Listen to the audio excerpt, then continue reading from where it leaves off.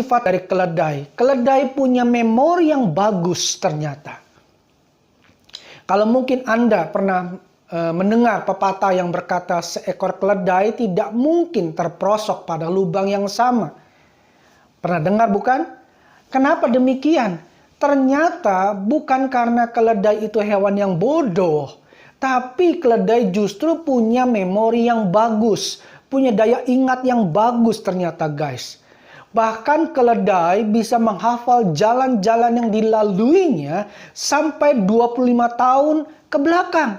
25 tahun yang lalu dia masih ingat dia lewat mana, dia ngapain, dia ambil jalur yang mana, dia hafal. Ada lubang di mana, dia hafal itu semua. 25 tahun ke belakang. Wah, luar biasa bukan? Makna rohaninya adalah agar kita selalu punya ingatan. Ingatan akan apa? Ingatan akan kebaikan Tuhan.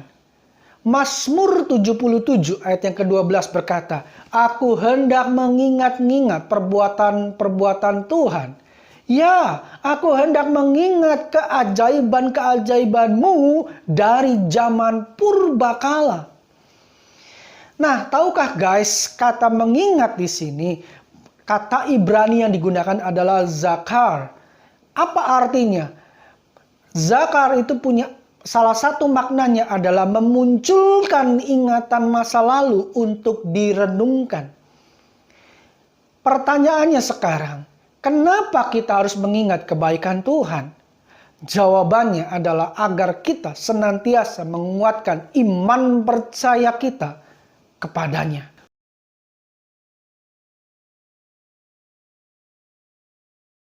Keledai punya telinga yang peka. Renungkan ini.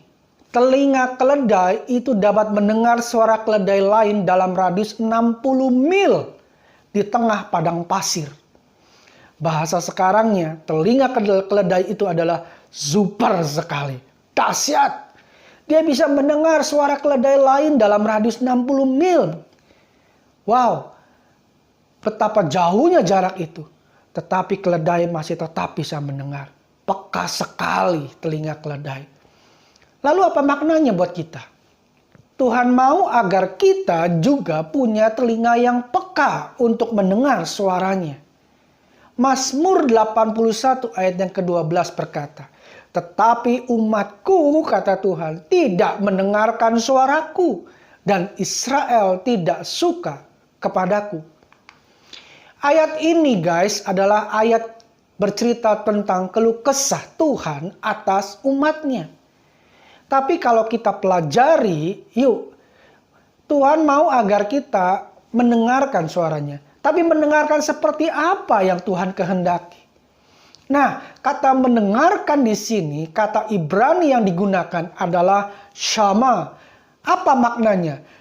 Punya makna yang pertama, mendengarkan dengan penuh perhatian. Dan yang kedua, mendengar untuk dilakukan atau obey. Sekali lagi, mendengarkan dengan penuh perhatian. Dan yang kedua, mendengar untuk melakukan atau obey. Jadi, bukan sekedar dengar sambil lalu. Atau dengar tapi tidak dilakukan. Bukan seperti itu guys. Mendengarkan yang Tuhan kehendaki. Nah, lovers of God. Tuhan memilihnya keledai. Kenapa? Karena Tuhan Yesus mau agar kita sebagai orang percaya juga belajar dari sifat-sifat keledai. So guys, bagaimana dengan kita? Mari para lovers of God, biarlah lewat renungan ini, kita terus diajar untuk mengerti apa sih maunya Tuhan. Dan kita pun melakukan kehendaknya. So guys, see you next episode. Tuhan Yesus memberkati kita semua. God bless you. Dan ini manaku.